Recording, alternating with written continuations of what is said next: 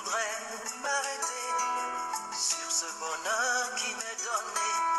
Cette force jaillit de sa fragilité, finit pas de m'étonner. Balayer, balayer, balayer, laisser ma détresse où elle est. Tout paraît beau, tout paraît léger, comme si le monde avait changé. C'est la vie, la vie, la vie, oh, la vie. Elle est bien la divine vie, des visages et des souris. C'est la vie, la vie, la vie, oh, la vie. Elle est bien la divine vie, des visages et des souris.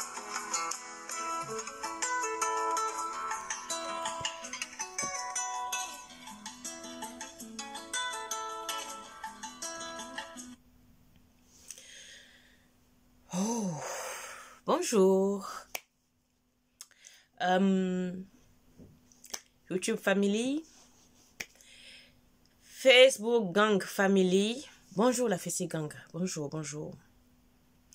Ma musique de départ, je l'ai mis exprès.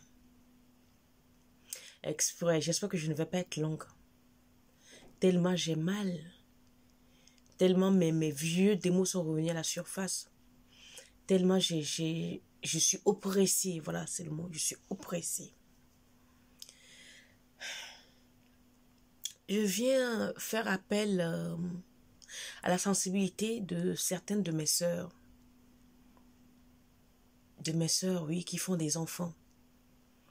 Ce n'est pas parce que tu as fait un enfant, le père t'a abandonné, que cet enfant doit être ton souffre-douleur.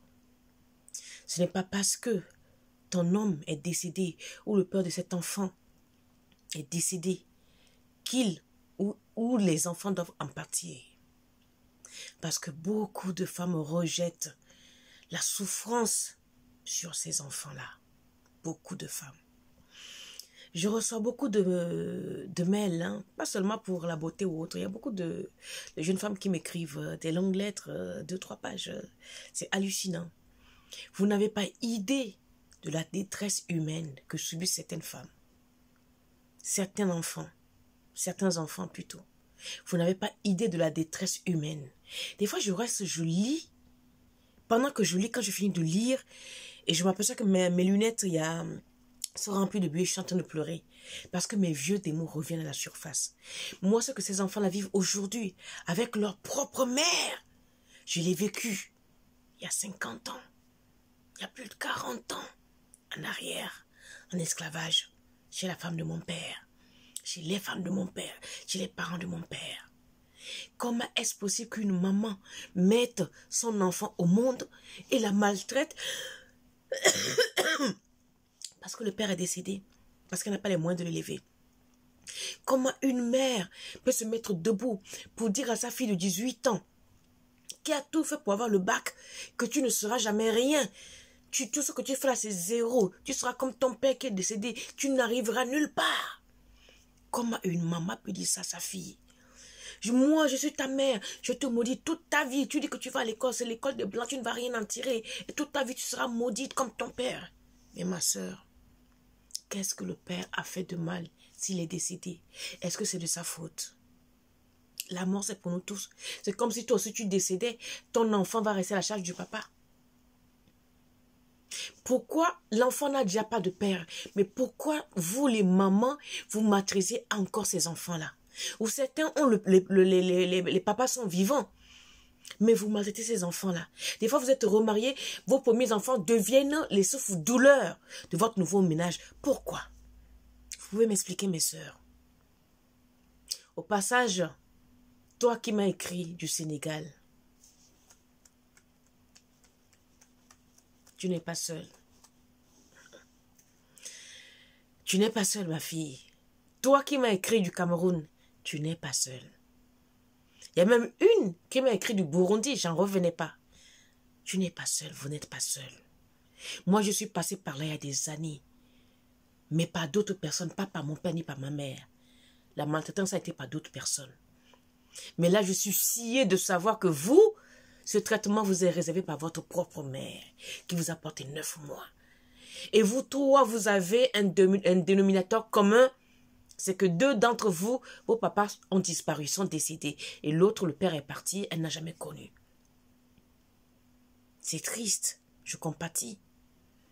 Mais sachez que peut-être que vos parents, peut-être que votre mère plutôt, vos mères ne savent pas comment vous aimer. Elles vous aiment peut-être sûrement à leur façon. Même si elles vous disent tout le temps, sortez de la maison, allez vous prostituer pour ramener l'argent, faites ci, faites ça. Faut pas trop les en vouloir, ces dames-là, vos mamans-là. Peut-être que là, mentalement, elles sont aussi limitées. En fait, vos mamans, je ne peux pas les accabler aussi. Peut-être qu'elles ne font que transférer ce qu'elles ont subi elles-mêmes dans leur enfance. Ces femmes-là ne font que transférer ce qu'elles ont subi elles-mêmes dans leur enfance parce qu'elles se sont mariées pour échapper à la misère. Oh, manque de peau, en se mariant, en faisant un enfant, boum, la misère les rattrape 2 fois plus parce que le papa sur lequel elles comptaient est décédé brutalement. De facto, cet enfant devient le souffre-douleur. Alors j'en appelle aujourd'hui à toute bonne volonté en Afrique que quand vous voyez une mère avec un enfant qui élève péniblement son enfant et que les enfants sont maltraités, si vous pouvez leur venir en aide, essayez. Mais j'appelle aussi ici aux mamans célibataires qui ont leur enfant que même si c'est dur n'importe comment, essayez de démontrer un peu d'affection à vos enfants. Même si c'est pénible n'importe comment, n'essayez pas de culpabiliser ces enfants-là. Les culpabiliser, pardon. Ne dites pas à un enfant, tu vas voir ce que tu vas voir. Moi, je te maudis. Moi, je te fais ci. C'est grâce à moi. Ton père est un salopard. Ton père est ainsi. Ces enfants sont traumatisés, mes sœurs. Elles sont traumatisées. Et vous avez même la chance qu'elles ne sont pas parties de la maison pour aller tomber enceinte à 15 ans, à 13 ans, à 14 ans, comme je vois ici et ailleurs. J'ai mal au ventre. J'ai mal au cœur. Suite à tous les courriers que j'ai reçus cette semaine, il y a 3 filles qui m'ont marqué dans 3 pays différents. 3 lettres, 3 courriers différents de 3 pays différents, mais tous les mêmes choses. La maltraitance par leur maman, parce qu'elles n'ont pas de père. Alors mes sœurs, je sais que ce n'est pas facile pour vous, mais pardonnez. Aimez un peu vos enfants. Démontrez-leur de l'amour parce que ce sont des filles, ce n'est pas des garçons. Elles sont traumatisées. Elles risquent de reproduire les mêmes choses. Indéniablement. Et je demande à toute bonne volonté aussi que quand vous voyez les filles dans cette situation, demandez-leur d'aller voir un psychologue, un psychanalyste. Je ne sais pas si on en a beaucoup en Afrique, hein, mais des psychologues qui peuvent les apaiser. Parce qu'un enfant qui parle, qui vide son sac, est soulagé. Moi, il y a beaucoup de jeunes filles qui m'écrivent. Je leur réponds, ils disent, ah, j'aimerais t'avoir comme maman. J'aimerais. Je dis, c'est pas sûr, c'est pas certain. Je dis, je vous parle, je dis, moi aussi, je suis dure. Hein. Demandez à ma fille. Moi, je ne lui ai rien épargné. Mais je ne l'ai pas traumatisée. Je ne lui ai pas fait manquer d'amour, non. Je suis dure dans mes propos. Je suis dure dans tout ce que je fais. Je sais faire la part des choses.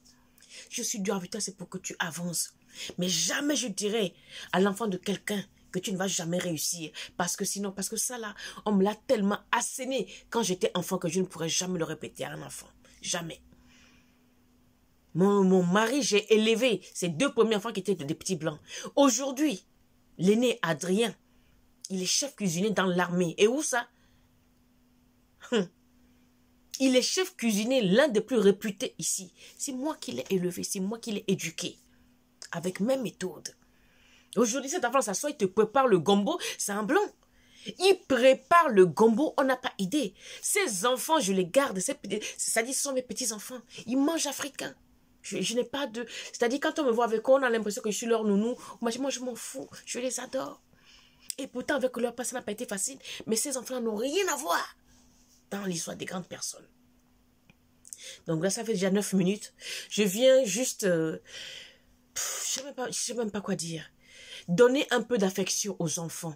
Apprenons à aimer les enfants. Séparons les problèmes d'adultes. N'incorporons pas les enfants dans nos duels. Quand toi, une femme, tu as un problème avec le mari, qu'il soit décédé ou là, ne transférons pas ça sur les enfants. Parce que vos enfants souffrent. Si vous voyez les courriers que je reçois, la détresse de ces enfants-là, vous auriez mal au ventre. Vous aurez mal au ventre. Donc, ma vidéo ne va peut-être pas plaire à tout le monde aujourd'hui parce que je ne dis pas ce que vous voulez entendre, mais il fallait que ça sorte. Parce que depuis quelques jours, je rumine ça. Il fallait que ça sorte. Donc, Merci pour les nouveaux abonnés, les anciens. Merci pour les partages, merci pour les commentaires, négatifs ou positifs. Merci pour celles qui me défendent parce que j'ai vu qu'il y en a qui ont pris beaucoup ma défense. Merci aussi. Mais il faut de tout pour faire un monde. Mais je demande de l'amour. Parce que 9 mois dans le ventre, on le met au monde. Pourquoi le maltraiter? On n'a pas le droit de le maltraiter. J'en supplie. Je suis un enfant maltraité, je suis un enfant martyrisé. Je vous raconterai ça un jour. Mais pourtant, je garde le sourire. Parce que je ne veux pas garder de mauvais souvenirs. Il faut apprendre à balayer les blessures. Apprenons à balayer nos blessures pour que le monde soit meilleur. Offrons le bon côté que nous avons en nous, à nos enfants, à nos amis, à nos proches. C'est pas le mauvais côté. Je vous en supplie. Les mamans, les sœurs. La vie, oh, la vie, elle est bien la divine amie. Venons des ailes et des envies. C'est la vie, la vie, la vie, oh, la vie, elle est bien la divine amie. Nous des visages et nous souris. C'est la vie, la vie, la vie, oh, c'est la vie. Elle est bien la divine amie. Alors, gros bisous. Merci.